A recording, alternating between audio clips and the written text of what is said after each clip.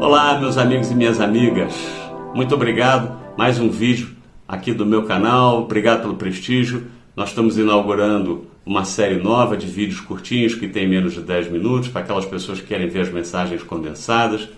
Vocês sabem que eu inaugurei essa série, quem não sabe tudo bem, estou explicando de novo, falando sobre o Santo Rosário, mas eu não falo sobre o Santo Rosário como um padre falaria, porque eu não sou padre. Então dou só a minha opinião fazendo uma analogia. A minha analogia é que o Santo Rosário é na verdade um passeio que a gente dá pela vida de Jesus. Eu resolvi chamar esse passeio de uma excursão. Uma excursão onde o chefe da agência de turismo é Jesus, porque ele é que escolhe o nosso destino, né? Ele é que julga o destino.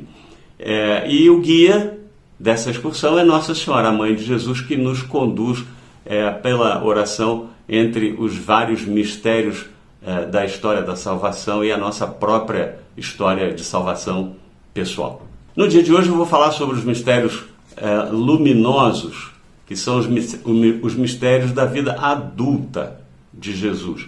Começando pelo batismo no Rio Jordão.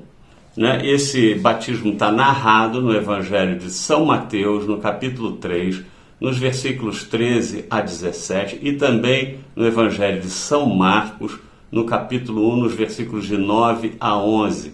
É muito interessante, porque Jesus me parecia, assim, a mim que sou leigo, puxa, ele não precisava ser batizado, né? Ele é o próprio Filho de Deus. No entanto, ele vai ser batizado numa demonstração de humildade, e nesse batismo ocorre pela primeira vez um fenômeno em que todos eram batizados com a água, mas quando Jesus se apresenta para ser batizado por São João Batista, quem o batiza é o Espírito Santo de Deus, porque diz lá no Evangelho que o céu se abriu e que desceu sobre Jesus o Espírito Santo e se ouviu a voz de Deus, anunciando que Jesus era seu filho. E assim foi instituído, e Jesus prestigiou, e foi instituído o sacramento do batismo, que até hoje é a porta de entrada na nossa igreja. Eu já falei num outro vídeo que a igreja é o reino de Deus na terra, né?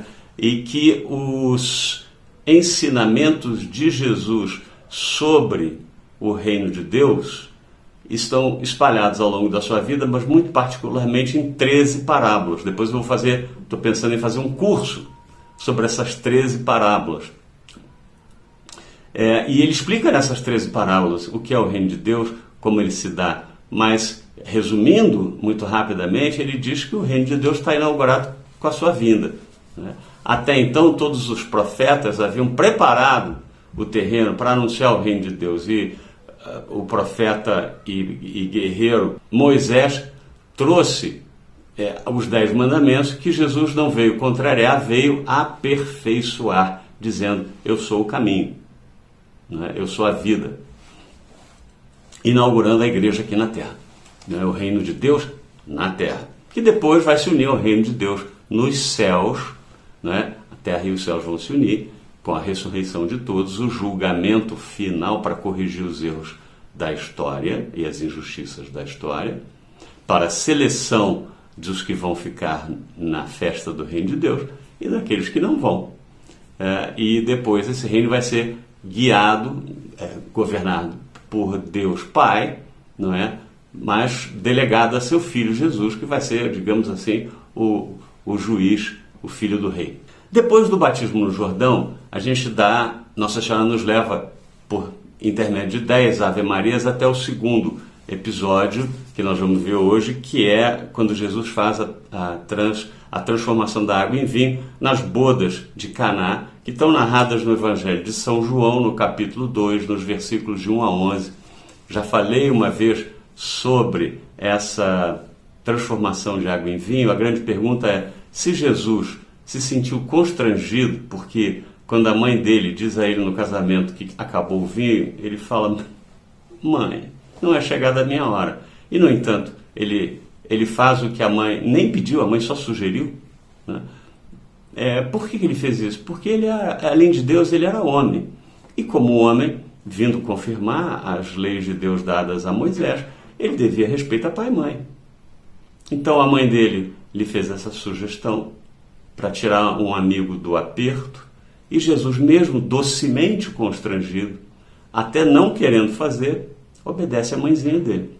E isso é uma lição para a nossa vida, para a gente entender o papel de Nossa Senhora também nos nossos pedidos e como intercessora junto a Deus, a Santíssima Trindade, das nossos desejos, necessidades, dos nossos pedidos.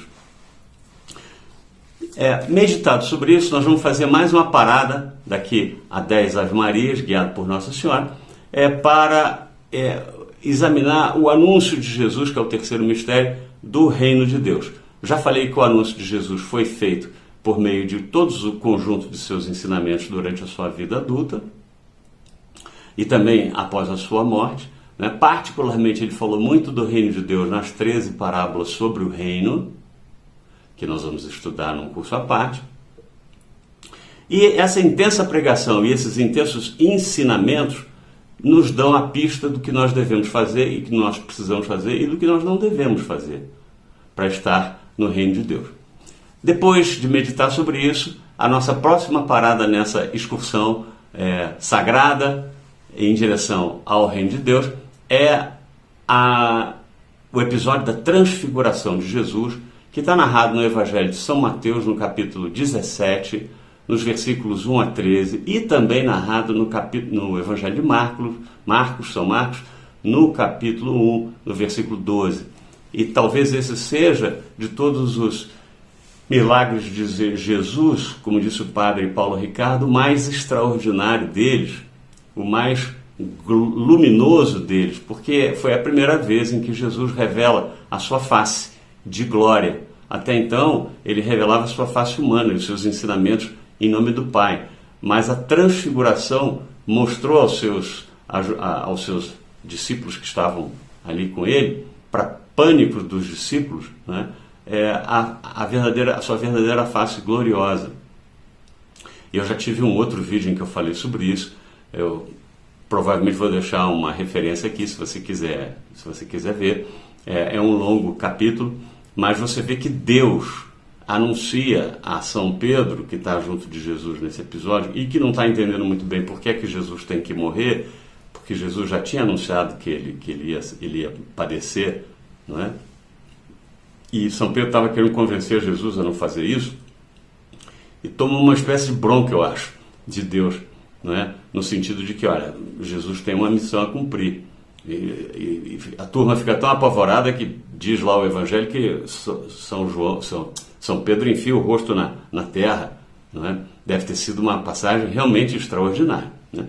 E depois da transfiguração nós vamos caminhar mais 10 Ave Marias até a última parada da nossa excursão celeste, para chegar no momento em que Jesus institui a Eucaristia, que é na quinta-feira de noite, na última ceia, em que ele reparte o pão e o vinho e dá aos seus discípulos, e que nós católicos entendemos que esse momento que é rezado na missa não é só simbólico. Nós entendemos que Jesus está de fato naquele pão e o seu sangue está de fato naquele vinho. Então, pão e vinho para nós católicos não são símbolos, não são substâncias. Então, nós não estamos falando da substanciação, nós estamos falando nós estamos falando da transsubstanciação, ou seja, a transformação do pão e do vinho no sangue e no corpo e no sangue do nosso Senhor Jesus. E existem 4 elementos muito importantes na missa que marcam essa transubstanciação, que é a palavra de Jesus, a palavra do Padre durante a missa, tomar o pão nas mãos, como Jesus fez, dar graças, ou seja, a bênção recebida, e compartilhar o pão, partir o pão, que é o que caracteriza, digamos assim, sintetiza pela caridade os ensinamentos de Jesus: amar a Deus sobre todas as coisas e o próximo sobre si mesmo.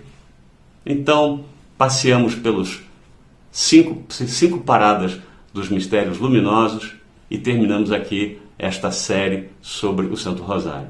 Um abraço para quem é de abraço, um beijo para quem é de beijo.